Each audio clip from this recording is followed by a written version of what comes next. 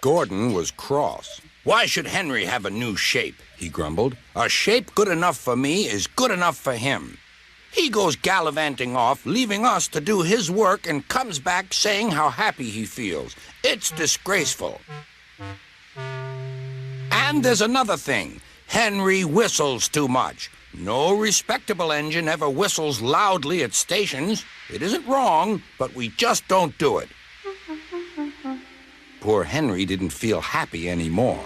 "Never mind," whispered Percy. "I'm glad you're home again. I like your whistling." "Goodbye, Henry," called Gordon. "We're glad to have you with us again, but remember what I said." Later, Henry stopped at Edward's station. "Hello, Henry," said Edward. "You look splendid. I was pleased to hear your happy whistle yesterday." "Thank you, Edward," smiled Henry. "Shh! Can you hear something?" "It sounds like Gordon," said Edward, "and it ought to be Gordon. But Gordon never whistled like that." It was Gordon. He came rushing down the hill at a tremendous rate. He didn't look at Henry, and he didn't look at Edward. He screamed straight through the station and disappeared. "Well," said Edward.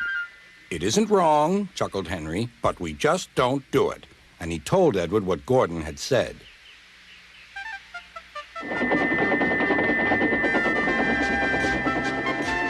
Meanwhile, Gordon screeched along the line. The noise was awful.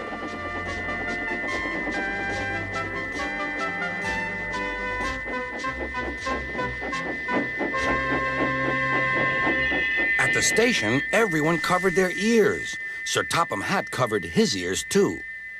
"Take him away," he bellowed, "and stop that noise."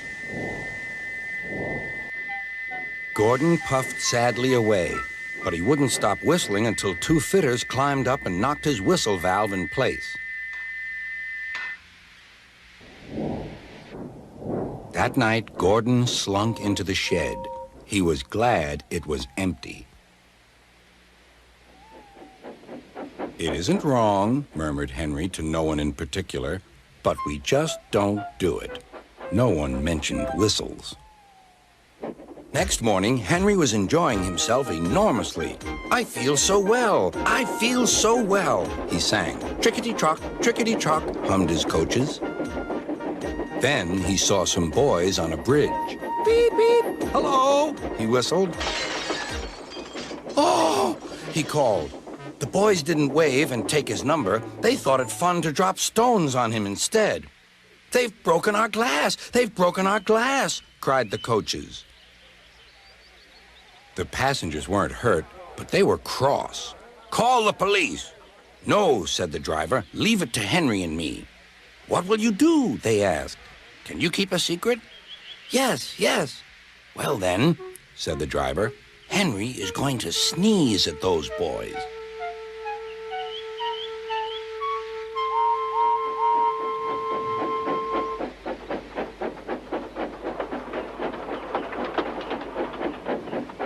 Lots of people were waiting at the station just before the bridge. They wanted to see what would happen.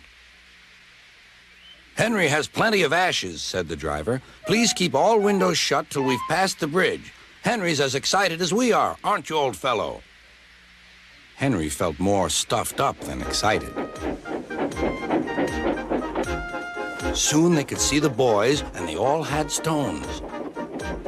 "Are you ready, Henry?" said the driver. "Sneeze hard when I tell you." "Now," he said. Achoo!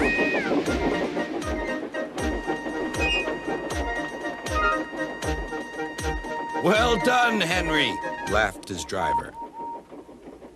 Henry went home, hoping that next time he saw Gordon and the boys, they would have learned not to be so mean.